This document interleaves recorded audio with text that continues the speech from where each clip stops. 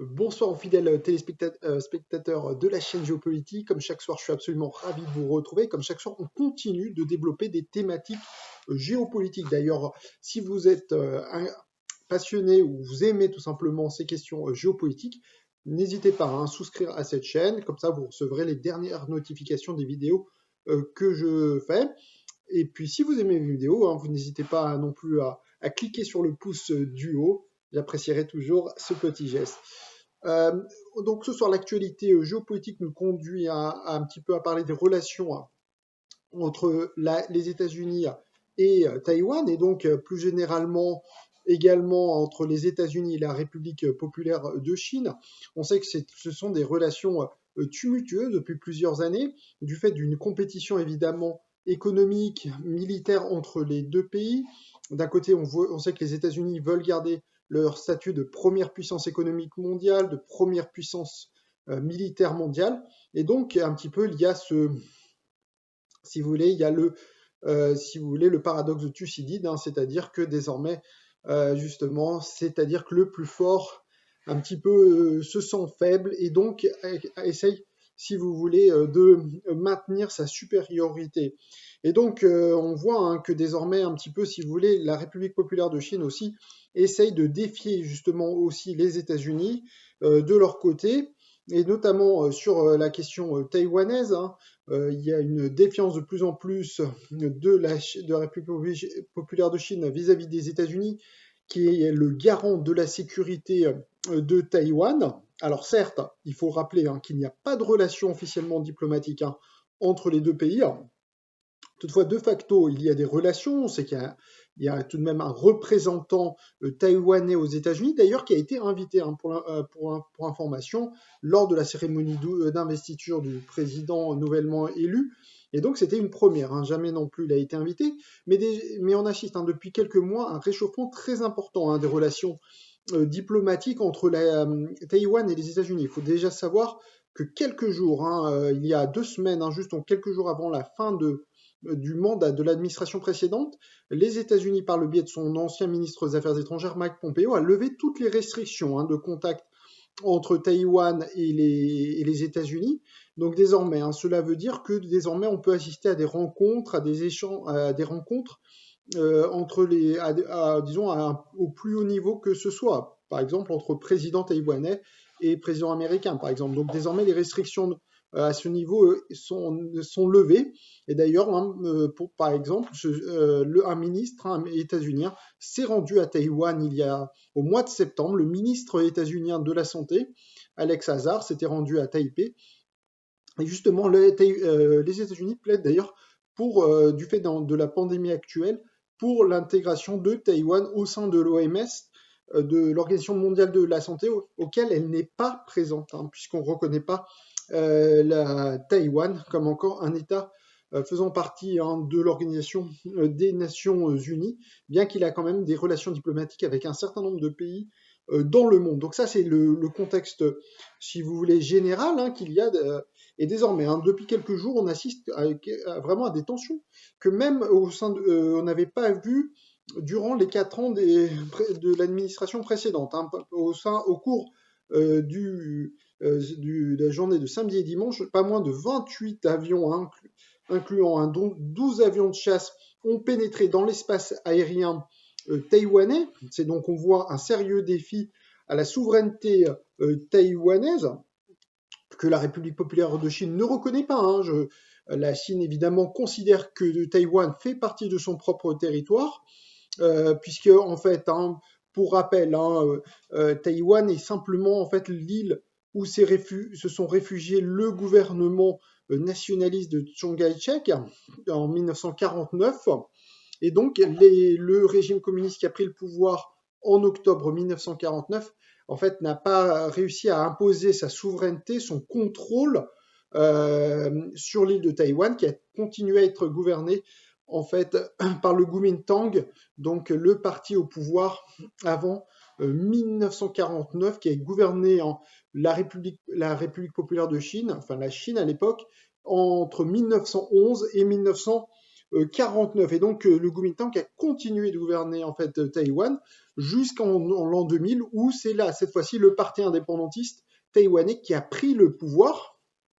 Alors en 2008, il est revenu au pouvoir, et là depuis 2016, c'est de nouveau le parti indépendantiste taïwanais qui est au pouvoir et qui donc souhaite évidemment maintenir cette autonomie, voire même voire même promouvoir une indépendance, et donc tout simplement ne pas réintégrer, si j'ose dire, le giron chinois, pékinois, si je peux m'exprimer ainsi, et garder son indépendance.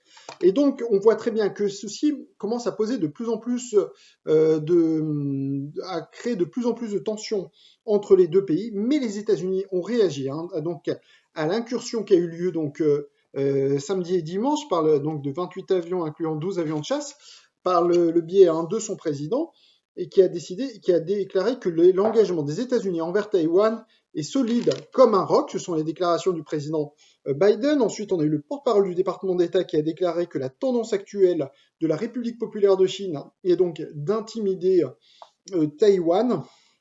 Et donc, il presse la République populaire de Chine de cesser ses pressions militaires, diplomatiques et économiques. Et d'ailleurs, on apprend également ce soir que les États-Unis demandent une enquête internationale sur les origines de l'épidémie actuelle. À ce jour, à ma connaissance, seul le Royaume d'Australie a donc fait cette demande, qui lui a coûté, il faut bien le dire, qui a attisé la colère de la République populaire de Chine, qui a riposté vis-à-vis de l'Australie en imposant des tarifs douaniers sur les produits australiens arrivant donc en République populaire de Chine. Et donc là, il faudra voir également si les autorités chinoises prennent le même type de mesures vis-à-vis des produits états-uniens suite à cette demande des États-Unis d'une enquête internationale. On sait que ça gêne énormément les autorités chinoises qu'on veuille enquêter sur les origines. On sait que les Chinois sont gênés aux encablures sur le déroulement des événements qui ont conduit, qu'on voit bien, à une crise internationale d'une ampleur inégalée sans doute depuis la Deuxième Guerre mondiale. Et donc, on voit bien que cette demande va sans doute pourrait provoquer des tensions diplomatiques entre les États-Unis et la République populaire de Chine très fortes.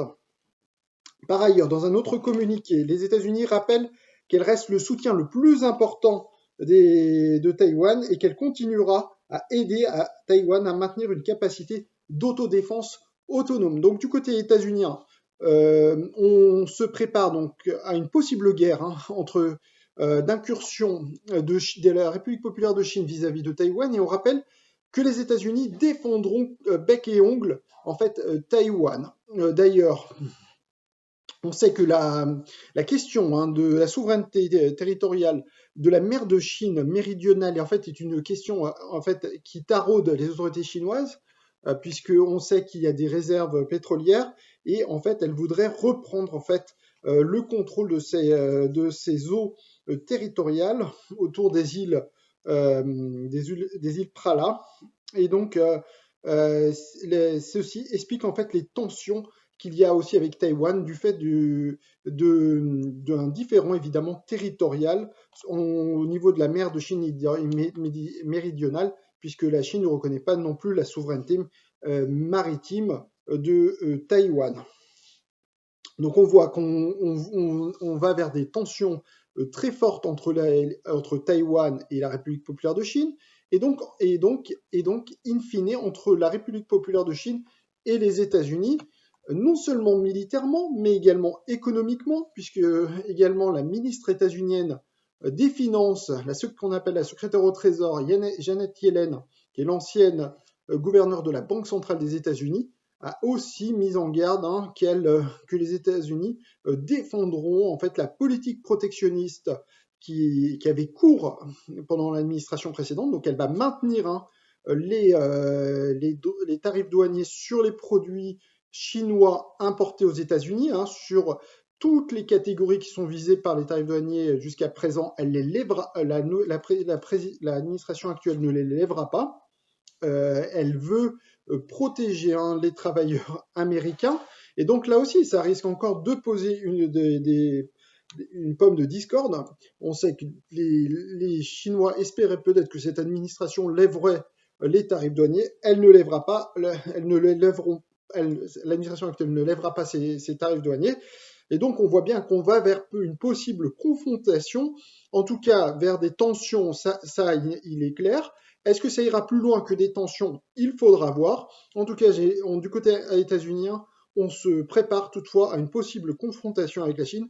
En tout cas, tout ça, c'est pour dire en fait qu'on voit bien que le dossier chinois va, va être un dossier essentiel en termes de politique étrangère des États-Unis. Et on voit que aussi, comme au cours de l'administration précédente, on risque d'aller vers des tensions très importantes avec la République populaire de Chine, d'autant plus que cette administration est beaucoup plus préoccupée aussi par la question des droits de l'homme et que la question aussi ouïghour, avec notamment cette question, ce problème moral de l'internement de plus d'au moins 1 à 2 millions d'Ouïghours, donc cette minorité turcophone du nord-ouest de la République populaire de Chine, va évidemment également soulever des pommes de discorde, d'autant plus que les États-Unis, au cours des derniers, Mike Pompeo, au cours des derniers jours de son mandat, a imposé, a interdit l'importation aux États-Unis du coton, de tout vêtement fabriqué à partir du coton du Xinjiang.